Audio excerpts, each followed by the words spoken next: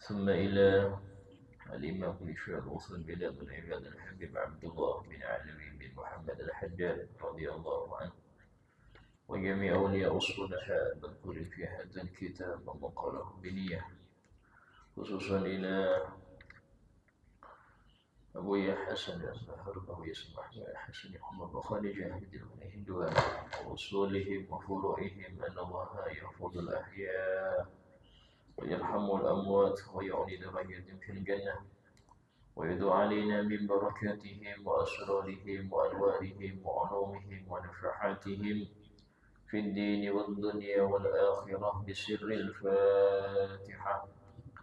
بسم الله الرحمن الرحيم. الحمد لله رب العالمين الرحمن الرحيم مالك يوم الدين إياك نعبد وإياك نستعين اهدنا الصراط المستقيم صراط الذين أنعمت عليهم غير المغضوب عليهم ولا الضالين آمين. السلام عليكم ورحمة الله وبركاته. بسم الله الرحمن الرحيم الحمد لله رب العالمين وبه نستعين على أمور الدنيا والدين. أشهد أن لا إله إلا الله وحده لا شريك له وأشهد أن سيدنا محمدا عبده ورسوله لا نبي بعده. اللهم صل وسلم وبارك وكرم وعظم ومجد على حبيبنا وشفيئنا وقرة أعيننا محمد وعلى آله وصحبه أجمعين. سبحانك لا علم لنا إلا ما علمتنا إنك أنت العليم الحكيم. رب اشرح لي صدري ويسر لي أمري واحلل عقدة من لساني يفقه قولي بجاه النبي وآله. قال الله تعالى وقل رب زدني علما. قال رسول الله صلى الله عليه وسلم طلب العلم فريضة على كل مسلم. وقال الإمام قل نشهد أوفر بلاد العباد الحبيب عبد الله بن علوي بن محمد الحجاج رضي الله عنه ورضي عنا به ورحمه الله ورحمنا به ونفعنا به في الدارين آمين. وعليك ببر الوالدين فإنه من أوجب الواجبات وإياك عقوقهما فإنه من أكبر الكبائر. قال تعالى وقضى ربك ألا تعبدوا إلا إياه وبالوالدين إحسانا. والتي بعده وقال أن اشكر لي ولوالديك. فانظر كيف قال الأمر بالإحسان إليهما بتوحيده وشكرهما بشكره. فعليك بابتغاء مرضاتهما وامتثال أمرهما ما لم يكن معصية واجتناب نهيهما ما لم يكن طاعة واجبة وبإيثارهما على نفسك وتقديم مهماتهما على مهماتك. Dan wajib bagi engkau wahai seorang mukmin untuk berbakti kepada kedua orang tua, karena itu termasuk yang wajib, bahkan yang paling wajib di antara hal-hal yang wajib. Dan hati-hati di dalam durhaka kepada keduanya, karena itu termasuk daripada dosa besar yang paling besar. Allah Ta'ala berfirman wa qadha rabbuka alla ta'budu illa iyyah wa bil walidaini ihsana. Dan Tuhanmu telah menentukan, telah memberi keputusan jangan kalian menyembah kecuali Dia, dan berbuat baiklah kalian kepada kedua orang tua. Dalam ayat ini bagaimana Allah Subhanahu wa Ta'ala menjadikan kewajiban bakti pada kedua orang tua setelah kewajiban mengesakannya. Seakan-akan saking tingginya kewajiban bakti ini sampai-sampai diletakkan oleh Allah setelah kewajiban mentauhidkan Allah.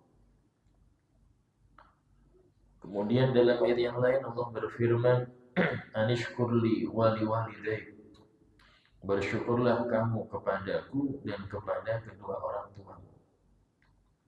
Di sini Allah menjadikan bersyukur pada orang tua setelah bersyukur kepada Allah, menunjukkan betapa tingginya kedudukan keduanya, sehingga kebaktian keduanya ini sangat besar.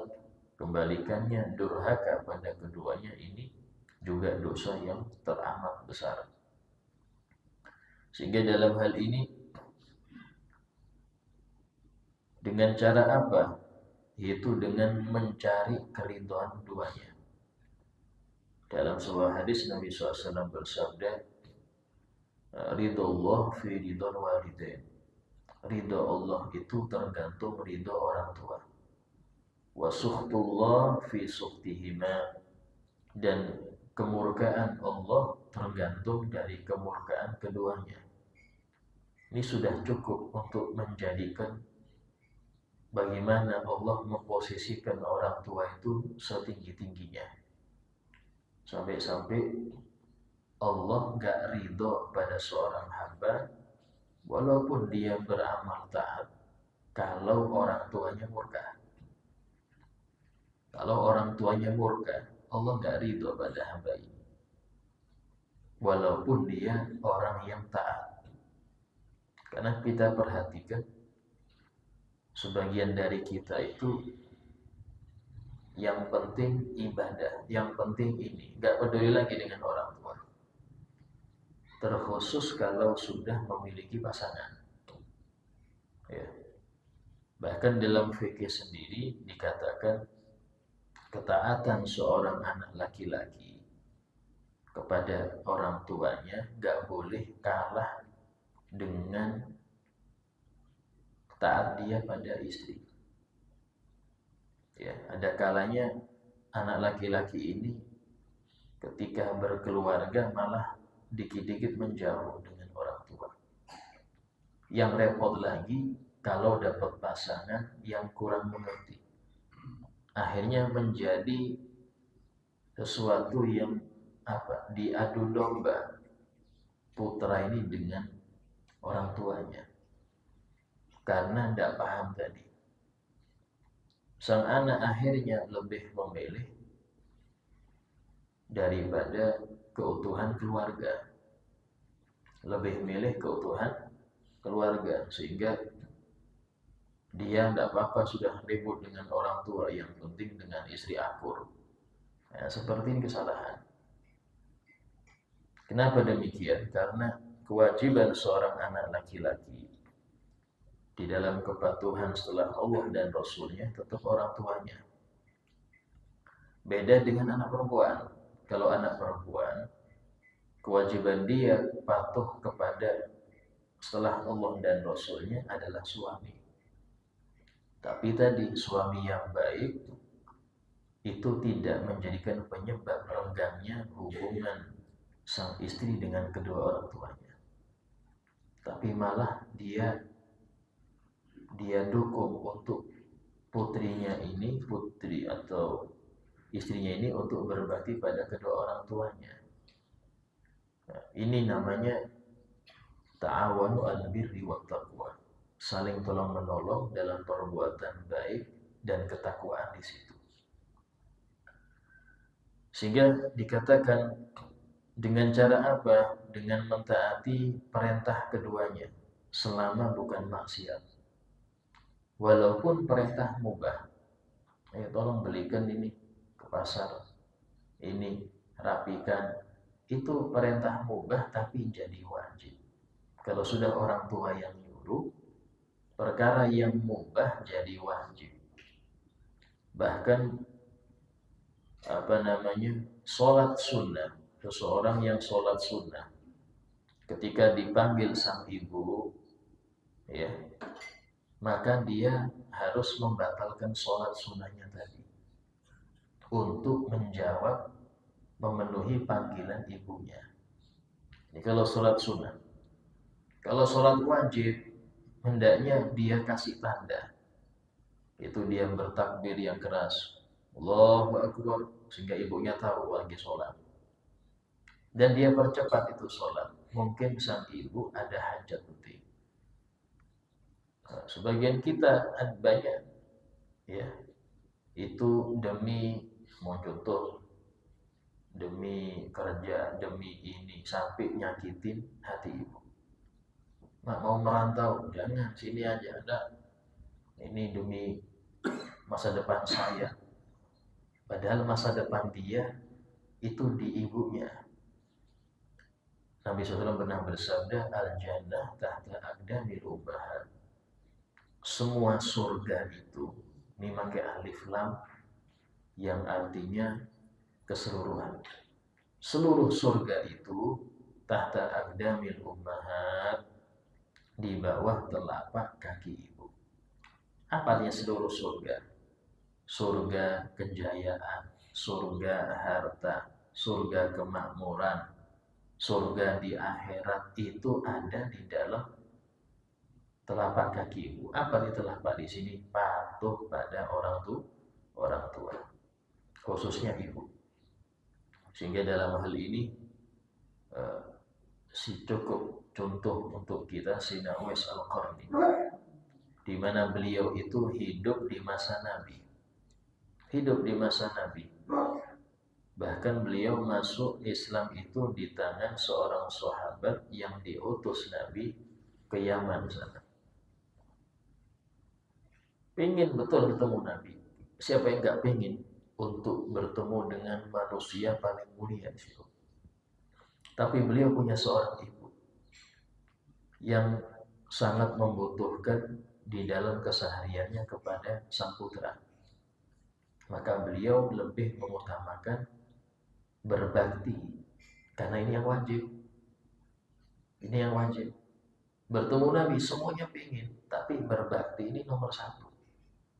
Hingga beliau gak sempat ke Madinah sampai Nabi wafat, gak sempat ke Madinah.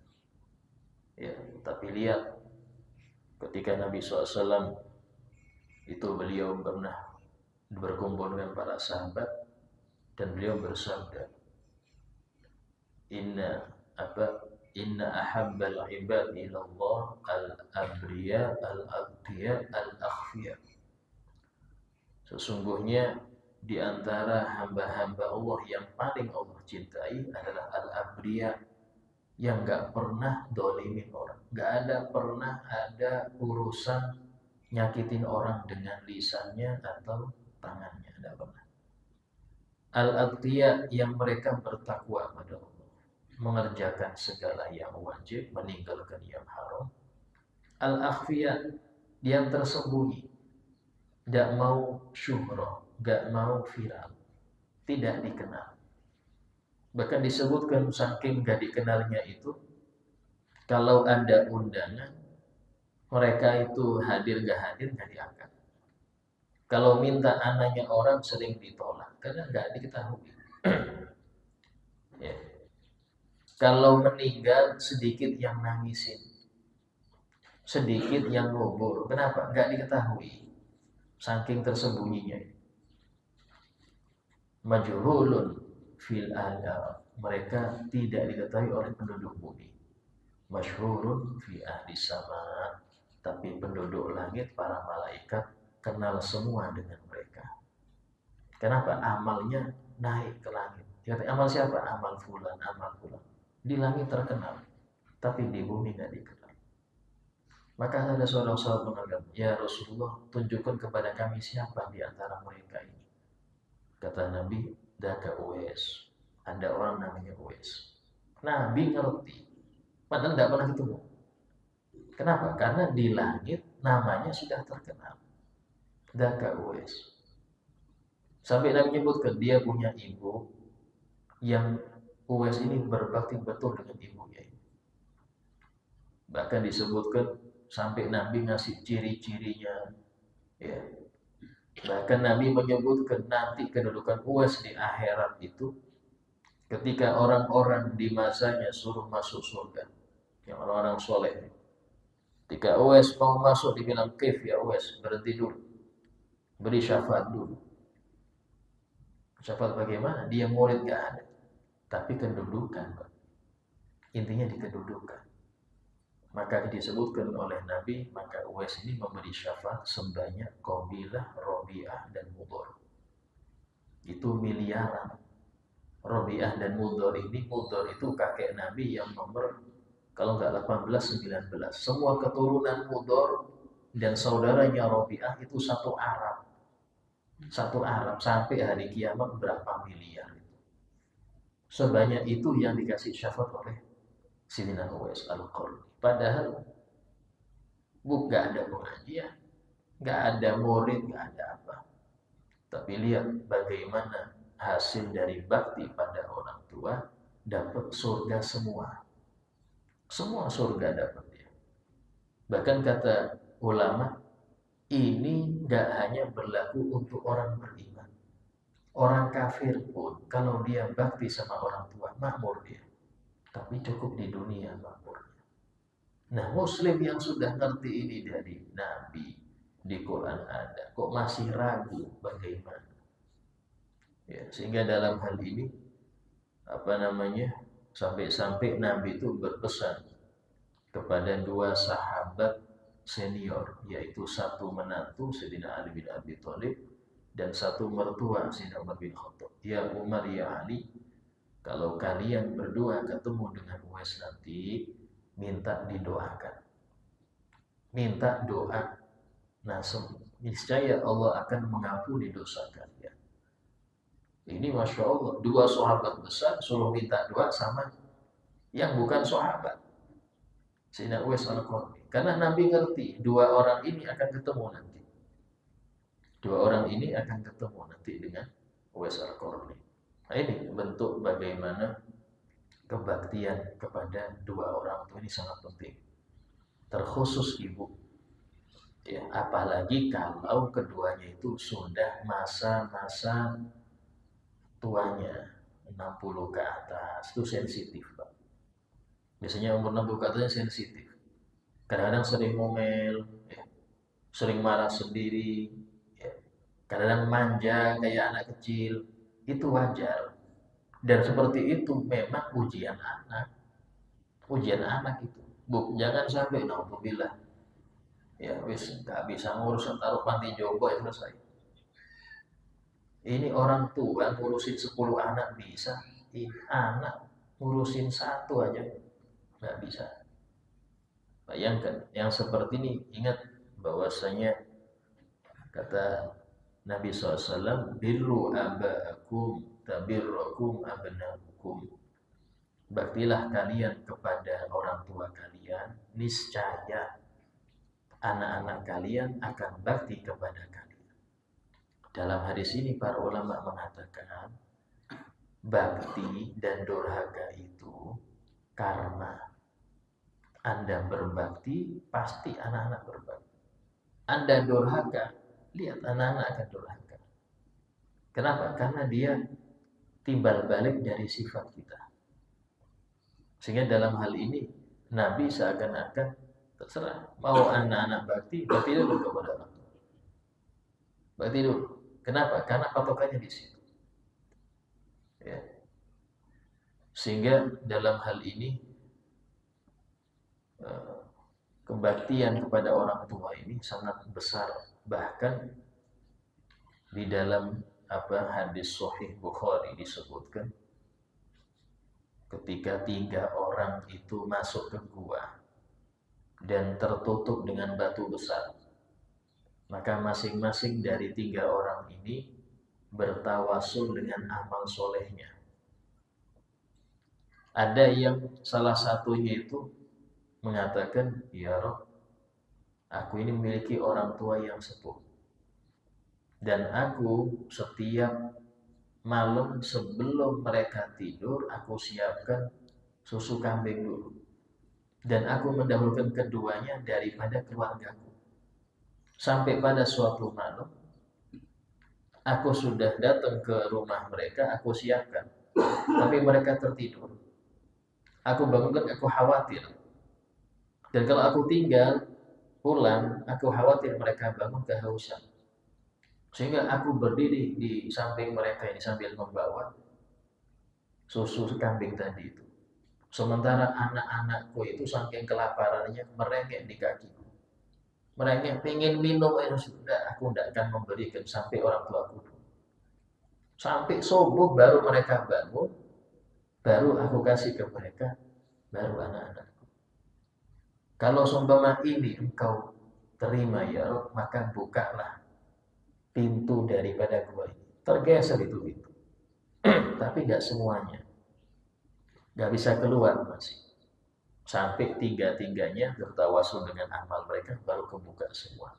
Di sini menunjukkan bagaimana Nabi SAW menceritakan kisah ini bukan tanpa sebab.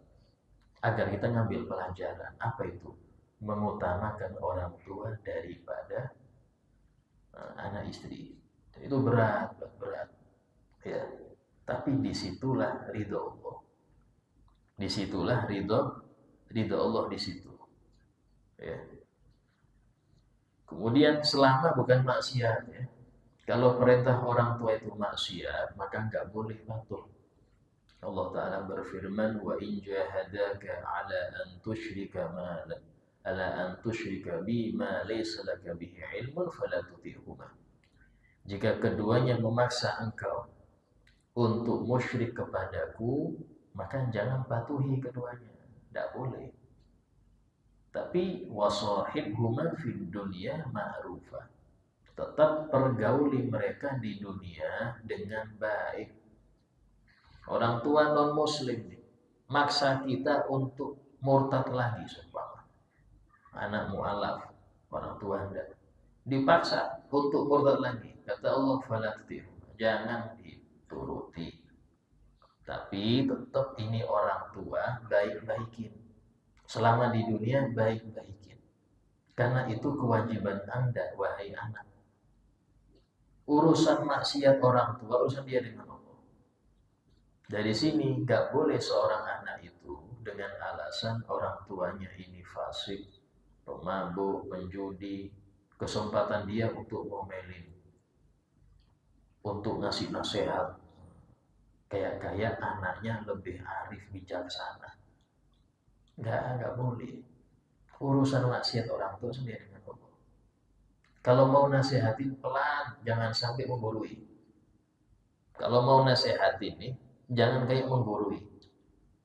Bahkan kalau bisa jangan Anda suruh orang lain yang seumuran atau lebih tua dari orang tua Anda ngasih nasihat. Datangi ustadz siapa, kiai siapa, tolong orang tua saya dinasihati. Jangan Anda. Kenapa? Karena Anda anak. Ya, nasihatnya khawatir nyakitin hati. Karena tadi ya, orang tua itu sensitif. Kadang-kadang kayak anak menggurui.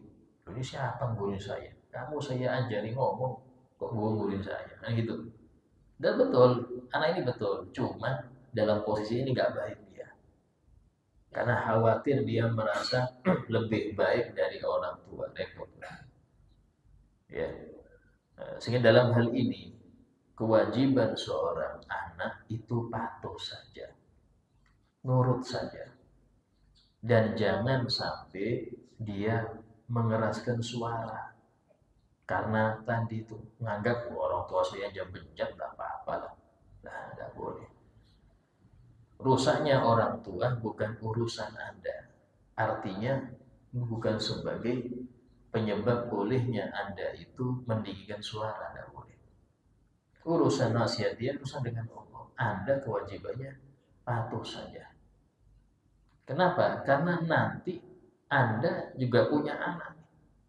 Kalau saya keras-keras suara dengan orang tua, khawatir anak saya keras kepada saya. Di umur-umur saya lemah kayak gini. Itu aja yang perlu dipikirkan. Karena tadi setiap orang tua pasti ingin dihargai anak. Dihormati, disayangi, dinomor satukan. Nah, kalau kita belum bisa menjadi itu, belum bisa memposisikan anak baik, maka khawatir anak kita demikian juga sama kita nantinya. Karena tadi saya bilang sesuai dalam hadis, kalau kita berbakti, anak berbakti pada kita. Ya. Nah, kemudian wajtinabi nahi ma lam yakun ta'ah wajibah, dan menjauhi larangan keduanya. Apa yang dilarang orang tua, jauhi. Ini biasanya anak itu diuji urusan jodoh. Ya, ini sudah seneng nih, sudah seneng sama seseorang. Tahu-tahu orang tuanya bilang, nah kamu nanti nikah sama ini ya. Wah, itu berat itu. Itu berat. Permulaan anak itu potensi durhaka di situ.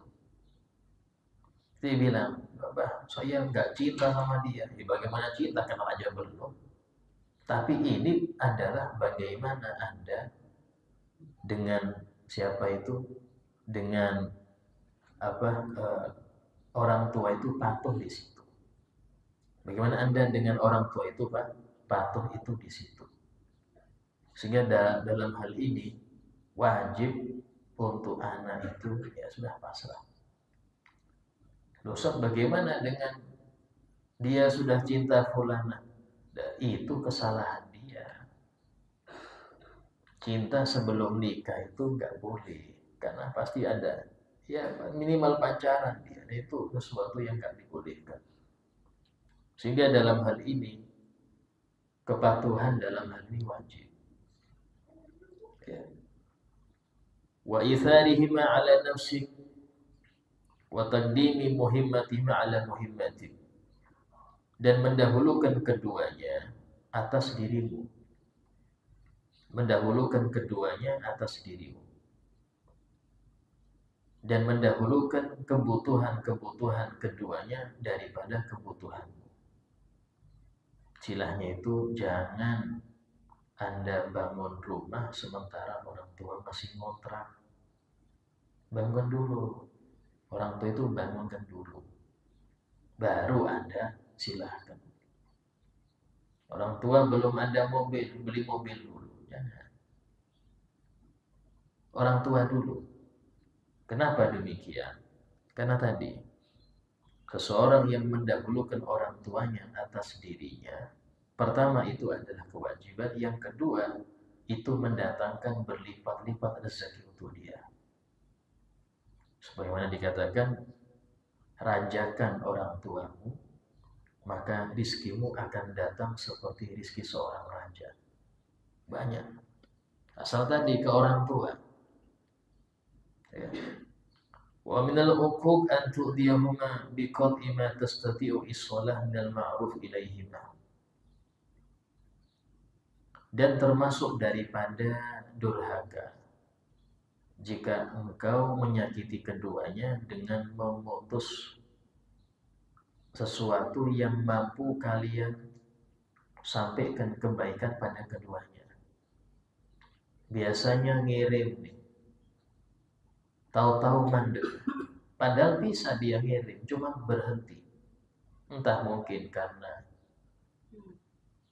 ada keperluan yang mungkin gak terlalu penting untuk anaknya, istrinya, tapi dia putus, wah dia bisa berkurang tabungan nih kalau ngirim terus.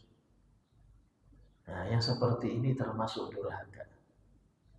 Termasuk durhaka ketika Anda memutus pemberian kepada keduanya yang Anda mampu. Beda kalau Anda nggak mampu ya. Nggak mampu sudah ini istilahnya tabungan habis nih. Hanya bisa untuk nafkah baru. Allah Maha tahu itu. Tapi ketika Anda, ini nggak bisa nabung. Kalau ngirim terus. Ngirim itu nominal, tidak ada kepatokan. Tidak ada kepatokan. Istilahnya, yang penting kontinu. Walaupun orang tua itu mampu. Orang tua saya kaya Ustaz, walaupun kaya. Karena dalam hal ini, kalau orang tua fakir, wajib ada nafkah. Termasuk nafkah wajib itu, ketika orang tua itu fakir, dan gak bisa kerja lagi, itu anak wajib menafkahinya. Dan termasuk nafkah wajib, ya, kalau orang tua hendak nikah lagi. Itu nafkah wajib. Jangan Pak, sudah tua gini mau nikah sampai ini. Ingat akhirat aja, nggak boleh Pak. Ini urusan biologis, nggak bisa.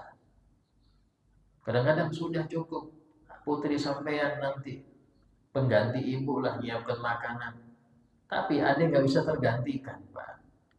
Sehingga dalam hal ini kata dalam fikih sebutkan i'faful walid wal walidah wajib. Ya.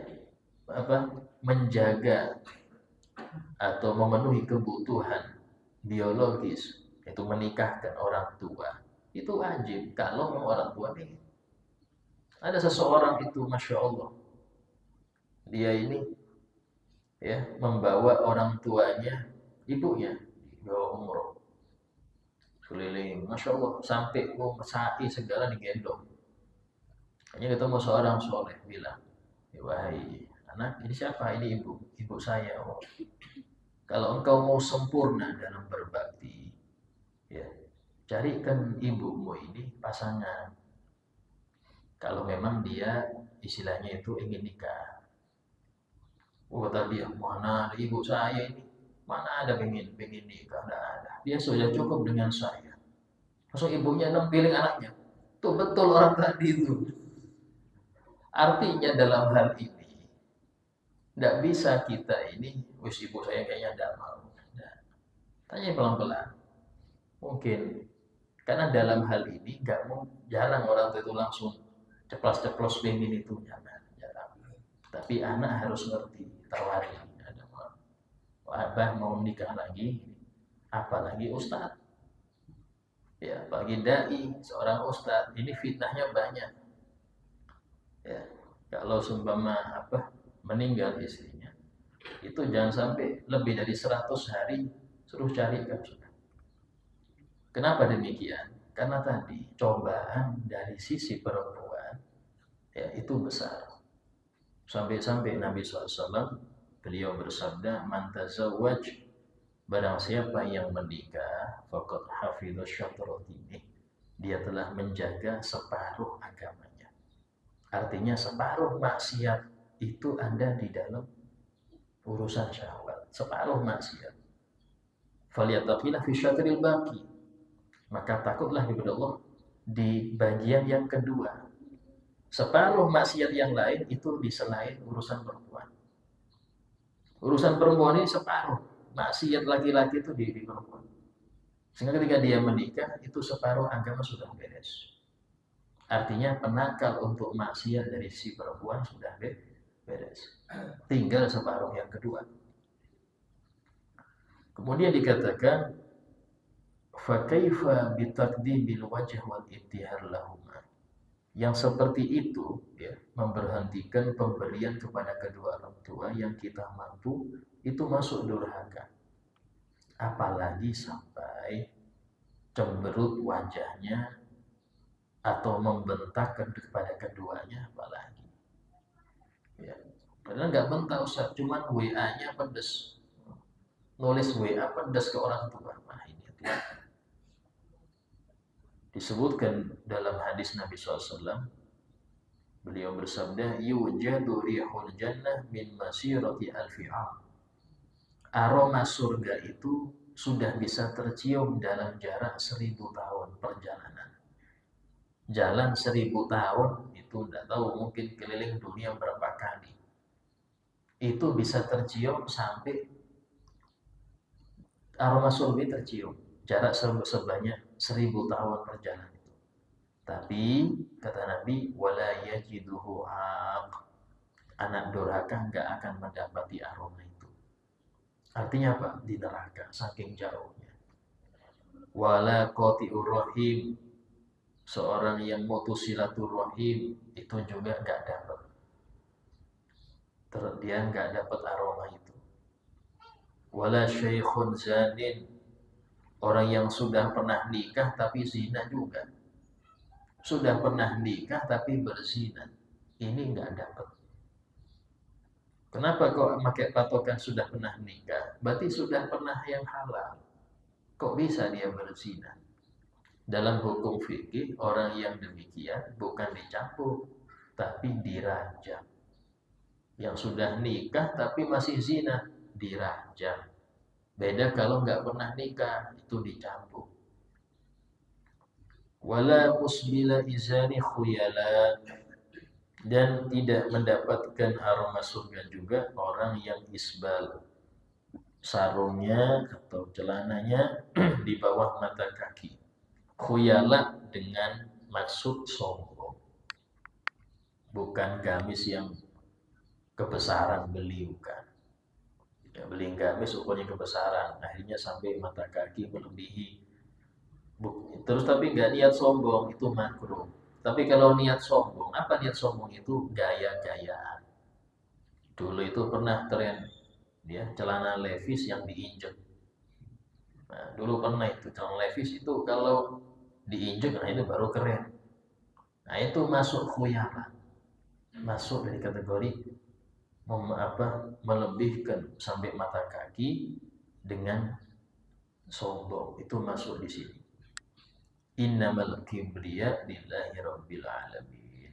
Sesungguhnya sifat merasa anggung itu hanya milik Allah, gak boleh direbut oleh sang hamba yang lemah. Wa qala SAW anillahi ta'ala, dan Nabi SAW bersabda dari Allah Ta'ala, yaitu hadis qudsi, man asbaha murdiyan liwalidayhi muskhitan li fa ana anhu radih. Barang siapa yang dia bikin ridho kedua orang tuanya, tapi dia bikin murka aku, maksiat ini, teman ke orang tuanya, Masya Allah. Apa kata Allah? Aku ridho pada anak. Aku ridho pada anak ini, aku ridho. Kenapa? Karena ridho Allah tergantung orang tua. Wa man asbah muskhitan liwalidayhi, barang siapa bikin murka kedua orang tuanya. Murdian li, tapi bikin ridho aku, ahli taat, suruh ke masjid, cuman bikin jengkel orang tua. Fa ana anhu syahid, aku murka pada dia. Pernah sesuatu kali ada seorang datang ke Rasulullah, ya Rasulullah, saya ini dari negeri yang jauh dari Madinah. Aku ingin berjihad dengan engkau, dan aku meninggalkan rumah setelah membuat kedua orang tuaku menangis. Karena dia anak salah satunya. Dia keluar dari rumah hanya untuk pengen bersama Nabi berjihad. Tapi orang tuanya nangis, ditinggal. Apa kata Nabi? Irji ilaihima. Kamu pulang kepada kedua orang tuamu. Wa adhikhuma, bikin keduanya ketawa. Kama abkaitahuma, sebagaimana engkau sudah membuat keduanya nangis. Bikin senang keduanya. Ini untuk jihad ya, apalagi cuma merantau. Apalagi main-main sama teman, keliling-keliling gak ada gunanya. Orang tua nyuruh pulang. Ini yang jihad aja Nabi suruh balik. Jangan ikut jihad kalau orang tuamu masih belum setuju. Apalagi cuma urusan nyari kerja, urusan ini, ya, patuhi orang tua. Kenapa? Karena dalam hal ini kebahagiaan abadi itu dengan taat pada mereka. Ya, selama perintah mereka bukan maksiat, patuhi. Terus kemudian dikatakan wa yang bagi lil walid an yu'ina waladahu ala birrih. Nah ini diharuskan untuk seorang ayah, seorang ibu untuk membantu anaknya berbakti.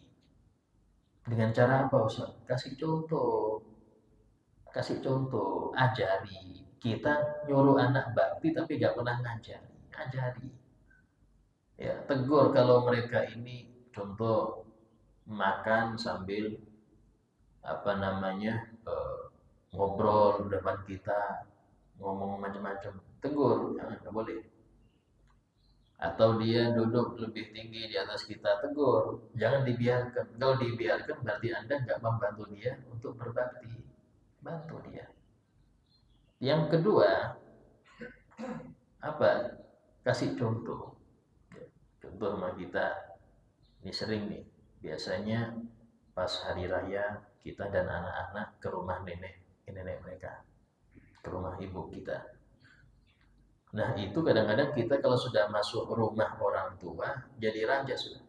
Duduk di ruang tamu, yang ibu sibuk di dapur, sibuk masak ini, manasin air. Mau apa nak? Mau apa? Cucunya mau ini. Orang tua yang sibuk di dapur. Anda dan anak-anak Anda santai sama TV. Sang anak akan mikir, oh kayak gini abah saya di orang tuanya. Jadi bosnya. Harusnya Anda panggil, Mbah, Mak, ini temenin cucu sampean, biar saya yang di dapur.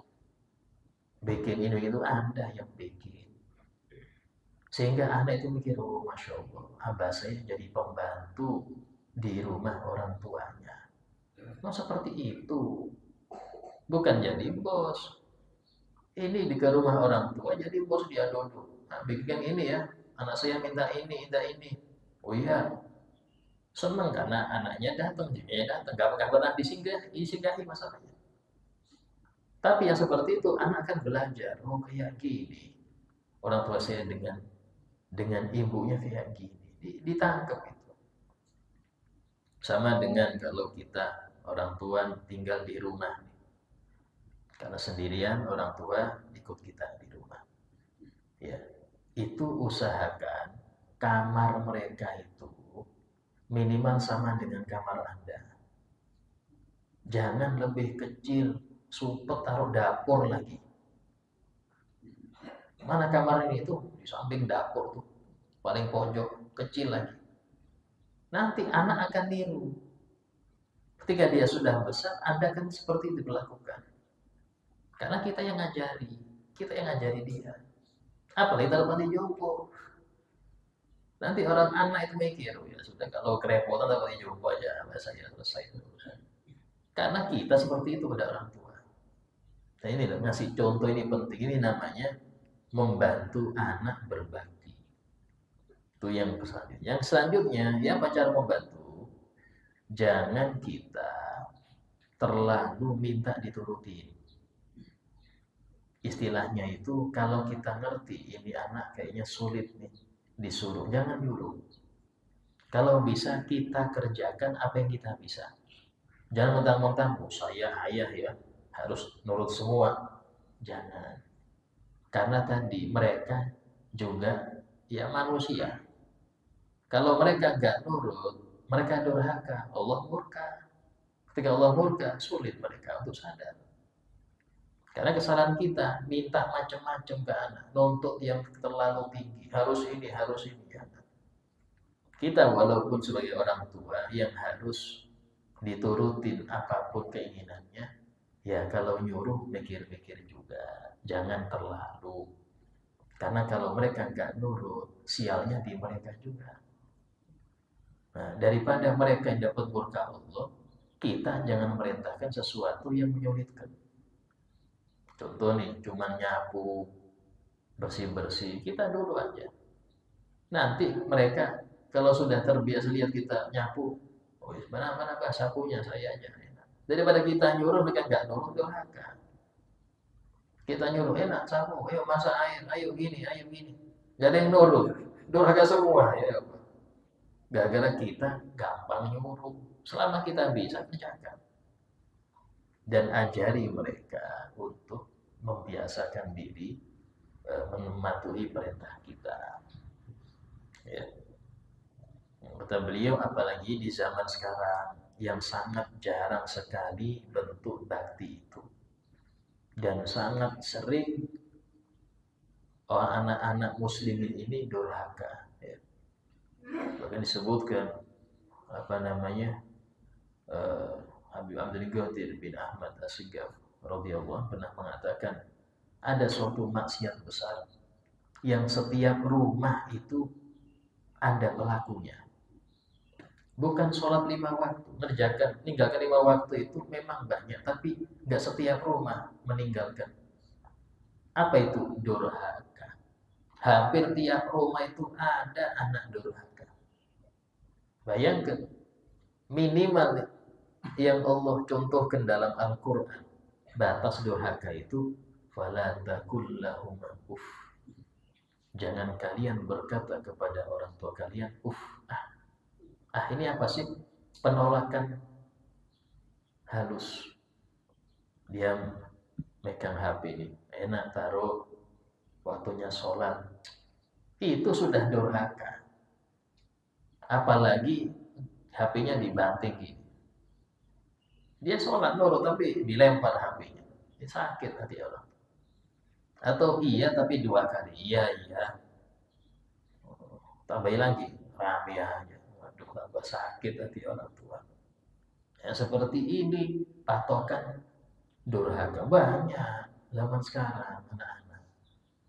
Banyak. Ini kemaksiatan yang hampir seluruh rumah itu ada. Sehingga dalam hal ini nggak bisa kita nyerahkan ke sekolah saja, nggak bisa. Harus kita didik secara agama benar-benar harus, karena tanggung jawab mereka di Anda. Tanggung jawab mereka ini kebaikannya itu ada di pundak Anda, bukan di guru sekolah. Tapi guru sekolah tidak terlalu peduli urusan itu, tapi Anda sebagai orang tua ini yang merasakan nanti. Ya, kalau tidak mulai sekarang kita didik, maka sulit ke depannya. Dalam sebuah hadis Nabi SAW bersabda, rahimallahu walidan a'ana waladahu ala birri. Semoga Allah merahmati seorang ayah yang membantu anaknya untuk berbakti kepadanya. Apa cara membantu tadi itu? Ngajari, ya. Kemudian ngasih contoh dan lain sebagainya.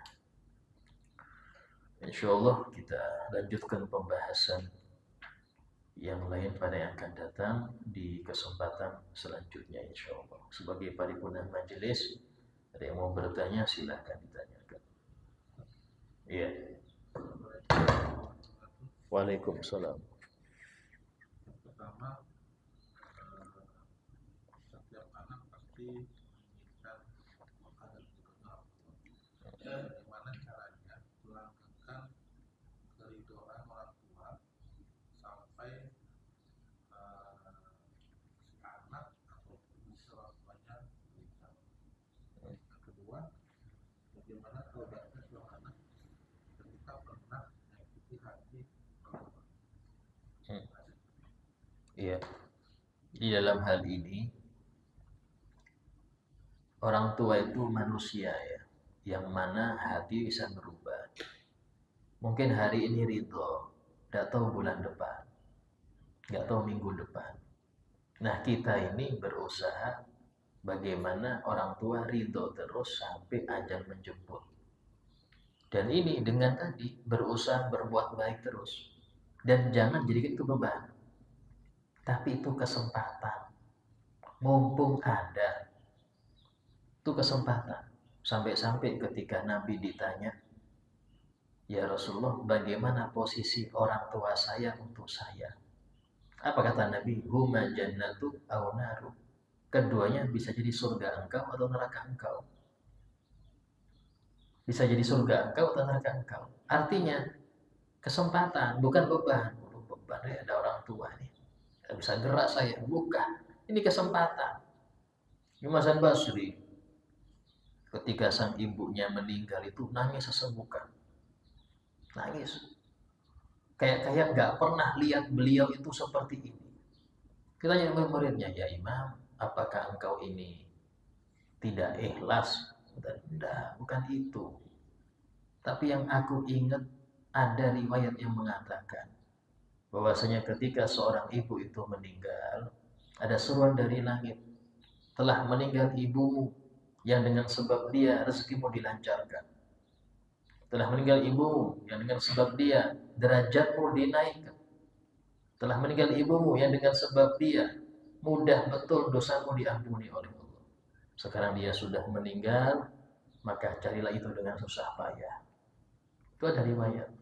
Sehingga beliau itu nangis kayak gitu itu karena kesempatan besar habis. Ya, sehingga dalam hal ini ambil kesempatan itu. Ya, ada orang tua itu kesempatan besar. Kalau sudah meninggal bisa jadi derajat yang kita dapat itu susah lagi, nggak seperti awal. Ya, usahakan Anda setiap apapun pun orang tua, nah, doakan, khususnya ibu, doakan. Karena mereka ini, masya Allah, doanya itu tembus. Doanya tembus. Bahkan disebutkan dalam riwayat, doaul li auladiha kadoain nabi li ummati. Doanya ibu untuk anak-anaknya seperti doanya Nabi untuk umatnya. Dalam masalah ijabahnya kuat. Terus kemudian bagaimana kalau kita sudah pernah bersalah? Kalau masih hidup minta maaf. Minta ampun pada keduanya. Ya, dan orang tua itu senakalnya anak, ya, itu pasti masih buka pintu maaf. Yang penting kita mau merendah. Waqfid lahuma janahad dzul. Merendahlah kalian kepada keduanya dengan sehina-hinanya. Itu perintah dari Allah. Ya, tapi kalau sudah meninggal kayak apa? Ustaz, saya ini anak durhaka, Ustaz. Belum sempat minta maaf sudah meninggal orang tua. Kayak apa? Nah, disebutkan seseorang anak ketika dia nggak sempat minta maaf pada orang tuanya, sementara di dunia waktu sempat durhaka, maka perbanyak istighfar keduanya. Rabbi firli wali walidayya. Perbanyak itu. Rabbi firli wali walidayya. Ada yang bilang, saya pernah dengar tuh di video. Oh, nggak ada itu doa untuk orang tua. Yang ada cuma kasih rahmat. Kata siapa? Ini nggak pernah baca Quran. Doa Nabi Nuh sudah jelas. Rabbi firli wali walidayya waliman dakhala baitiya mu'minan walil mu'minina wal mu'minat. Doa Nabi Nuh. Ya Allah, ampunilah kedua orang tuaku. Dan jelas waktu itu orang tua Nabi Nuh sudah wafat. Waliman dakhala baitiya mu'minan, dan untuk siapapun yang masuk ke rumahku dan akan beriman. Nabi Ibrahim juga berdoa, Rabbana firli wali walidayya walil mu'minina yawma yaqumul hisab. Ya Allah, ampunilah untukku dan kedua orang tuaku dan untuk semua mukmin pada hari penghitungan amal. Menunjukkan doa pada orang tua sangat besar. Kemudian sedekah untuk keduanya. Ini kebaktian pada orang tua setelah mereka wafat. Sedekah untuk keduanya. Niatkan hadiahnya untuk mereka. Syukur-syukur kalau Anda bisa jariah. Selanjutnya apa? Sambung orang-orang yang dulu akrab dengan orang tua kita. Siapa-siapa orang-orang yang teman-teman akrab orang tua kita itu sambung lagi. Oh, saya anaknya fulan. Oh, bukan. Sambungin lagi. Itu termasuk bakti pada orang tua. Terus kemudian amalkan amaliyah-amaliyah yang dulu orang tua kita ngamalkan agar ada jariah untuk mereka.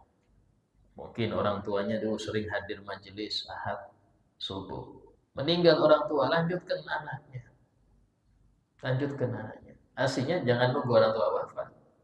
Kayak kita ini ngerti tanda kebaikan, tanda Allah cinta seorang itu ketika dia hadir majelis.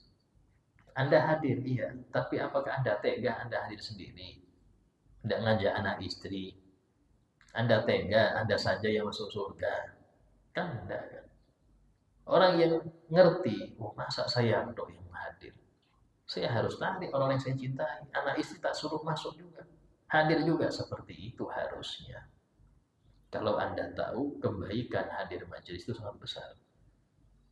Nah, seperti itu. Bagaimana insya Allah dengan demikian orang tua yang awal murka, ya, itu di alam kubur dia akan gembira dan ridho. Jadi ridho orang tua itu tidak terputus dengan wafatnya. Ketika wafat, dengan wafatnya, habis wafat pun masih bisa dikejar itu ridho mereka. Ya. Pertanyaan lain?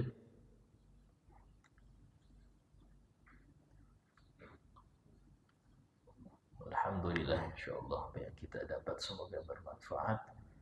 Semoga kita jadikan anak-anak yang berbakti kepada kedua orang tuanya dan orang tua yang menyayangi dan membantu anak-anaknya untuk berbakti kepada mereka.